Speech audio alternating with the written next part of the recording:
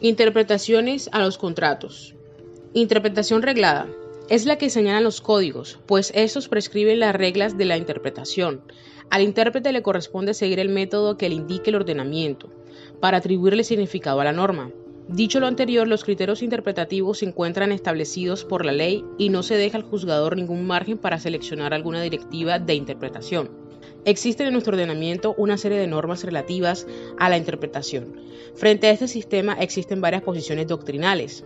Unos, como Recancens, afirman que la interpretación de la norma esencialmente no le corresponde al legislador, sino que corresponde a los órganos jurisdiccionales. Otros, siguiendo a English, afirman que la existencia de reglas generales de derecho que tienen pautas para la interpretación es válida y tiene sentido, pero su poder es reducido por la dificultad para jerarquizar los métodos. Consideramos que al intérprete debe serle respetado un marco de valoraciones, limitado obviamente por principios generales de garantía para el ciudadano contra la arbitrariedad de las decisiones. En todo acto interpretativo estará en juego dos valores, los cuales son justicia y seguridad jurídica, y la solución de tal conflicto siempre corresponde al fallador. Interpretación doctrinaria. Es la que hacen los autores en los libros, tratados, conceptos y memoriales. Por lo general sirve de base para la construcción de la ley y las decisiones judiciales. Es aquella que es realizada por los especialistas en el derecho, abogados, académicos, juristas y tratadistas. Ella no está sujeta a reglas de ninguna especie. Es efectuada, por lo tanto, de manera absolutamente libre o no reglada. Regularmente la encontramos en la cátedra de Derecho, en libros de derecho de los tratadistas. El producto de esta interpretación privada se denomina doctrina, bien que el término doctrina se refiera a la opinión, estudio e investigación de instituciones de derecho en general y no solo a la interpretación de la ley. Esta interpretación doctrinal o privada no tiene fuerza obligatoria. Su influencia va a tener validez en base al peso académico, al prestigio de su autor, pero también a la pertinencia del comentario jurídico, aún sin una base de prestigio académico previo. La interpretación doctrinal son las opiniones de los profesores o estudiosos del derecho, que, sobre todo a través de sus obras, determinan el sentido y alcance de las expresiones del derecho. Tan importante ha sido la doctrina que incluso a los criterios emanados de los órganos jurisdiccionales se le denomina doctrina judicial o la doctrina del tribunal. En este sentido, hay que distinguir tres planos de la doctrina.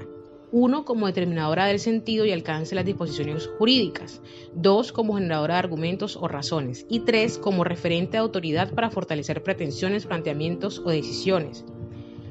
Es el primer plano donde se ubica la interpretación doctrinal que sirve de apoyo tanto al foro como a los operadores jurídicos, en la creación y aplicación del derecho a casos concretos. En la práctica se acude a la doctrina más de lo que abiertamente se reconoce. Es decir, no es frecuente que los operadores jurídicos, en particular los jueces, citen expresamente la fuente doctrinal que les sirvió de guía, pauta o inspiración, aunque éstas se traslucen por lo regular en las decisiones de todo tipo y rango de jueces y tribunales. Interpretación gramatical. Es el procedimiento que se utiliza para desentrañar el significado de una norma o contrato, acudiendo a los términos gramaticales que en ella se emplean, es decir, se aplican las reglas de la semántica para determinar el sentido de las palabras, que puede ser A. Legal, cuando el legislador se encarga de definir expresamente el sentido para determinadas materias. B. Técnico o definido por quien ejerce una profesión. C. Natural y obvio, por construir el uso corriente de las palabras. D. Convencional, el definido por las partes contratantes en determinado negocio. Se basa en el sentido literal o gramatical de las palabras empleadas en la expresión de la norma jurídica, es decir, se atiende exclusivamente al significado gramatical de las palabras. De esta forma se propone encontrar el sentido de la norma a partir de su literalidad, palabras y signos gramaticales. Así, al utilizar este método se toma a la ley como una serie de vocablos, los cuales se analizan conforme las reglas gramaticales. ¿Qué palabras se utilizan? ¿Cómo está estructurado el lenguaje? ¿Cómo están colocados los signos de puntuación y acentuación? Etc., a fin de comprender el sentido de la norma. El sentido literal de las palabras no basta, por lo tanto, en ocasiones para conocer el sentido de la norma y salvo que su contenido vulgar resulte más conforme con el espíritu de esta última. Las palabras deben entenderse en su sentido técnico, según lo que haya establecido la tradición, la doctrina y la legislación misma. Puede ocurrir que haya conflicto en la aplicación del elemento gramatical y el elemento lógico. En relación a cuál de estos debe prevalecer según esta doctrina, habría que acudir en primer lugar al elemento de interpretación gramatical, por cuanto debe presumirse que el legislador utilizó con propiedad el lenguaje. La interpretación gramatical es aplicable cuando se ha elaborado un escrito cuyo contenido presenta discusión. Si se trata de un acuerdo verbal, más allá del problema probatorio que entraña, la interpretación necesariamente debe atender a otros criterios precisamente porque no hay un texto al que deba asignársele el alcance de su contenido. Interpretación objetiva. La interpretación objetiva considera el acto mismo a fin de determinar el alcance de las cláusulas del contrato de acuerdo al sentido que se le pueda atribuir. Puede decirse entonces que la interpretación objetiva busca proteger el contrato. Interpretación subjetiva. Es aquella en la que el intérprete debe indagar la intención de los contratantes, es decir, hallar el sentido que le da el autor en el momento de su creación. Es así como el artículo 618 del Código de Comercio dispone que, conocida claramente la intención de las partes, debe estarse más a esta que al tenor literal de las palabras. Lo que quiere decir que, cuya finalidad es interpretar el contrato de conformidad con la intención real de los contratantes. Por ejemplo, en esta categoría se encuentra la regla de interpretación según la cual las cláusulas de un contrato pueden interpretarse por la aplicación que las partes le dieron en la práctica. Interpretación lógica. Esta interpretación es empleada para deducir el significado de lo estipulado con el fin de descubrir el verdadero propósito de las partes, y si ello es imposible, el intérprete podrá acudir a otros contextos de carácter social, económico, social y político para indagar los elementos que habrían influido en la norma o en la voluntad de las partes. Interpretación exegética, la que busca desentrañar la intención del legislador y para ello emplea exclusivamente la ley y no otras fuentes, pues su texto y su espíritu son los únicos que pueden precisar el sentido de la norma, es decir, no se busca el espíritu o la voluntad de la ley, sino la del legislador. Interpretación sistemática.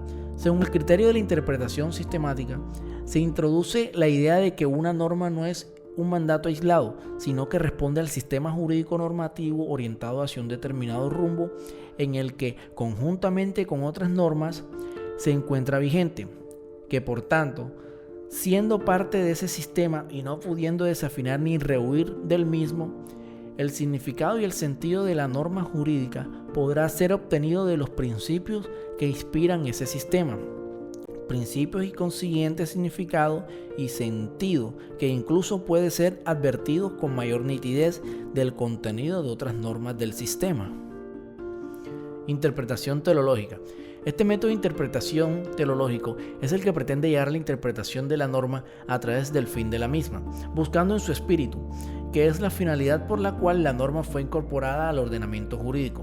Esta forma de interpretación debe buscar el propósito que la ley o el contrato deben cumplir durante su vigencia y en diferentes circunstancias. Algunos autores entienden que la finalidad de la norma está en su ratio legis, es decir, en su razón de ser. Tal es el caso, por ejemplo, del jurista Claude du Pasquier, quien afirma que según el punto de vista en que uno se coloque, la ratio legis puede ser considerada como el fin realmente querido por el legislador en la época de la elaboración de la ley. Interpretación analógica. Consiste en extender una norma jurídica a otro caso o hecho semejante no previsto en ella, a un caso que no está expresamente regulado por una norma o que no es posible subsumirlo en otra vigente. El juez debe encontrar otras normas que reglamenten materias análogas. La Corte Constitucional en su sentencia C-083-95 expresa: la analogía es la aplicación de la ley a situaciones no contempladas expresamente en ella, pero que solo difieren de las que sí lo están en aspectos jurídicamente irrelevantes, es decir, ajenos a aquellos que explican y fundamentan la ratio juris o razón de ser de la norma. La consagración positiva de la analogía halla su justificación en el principio de igualdad, base a la vez que justifica, pues en función de estas, los seres y las situaciones iguales deben recibir un tratamiento igual. Discernir de los aspectos relevantes de los irrelevantes implica desde luego, un esfuerzo interpretativo que en nada difiere que ordinariamente tiene que realizar el juez para determinar si un caso particular es o no subsumible en una norma de carácter general.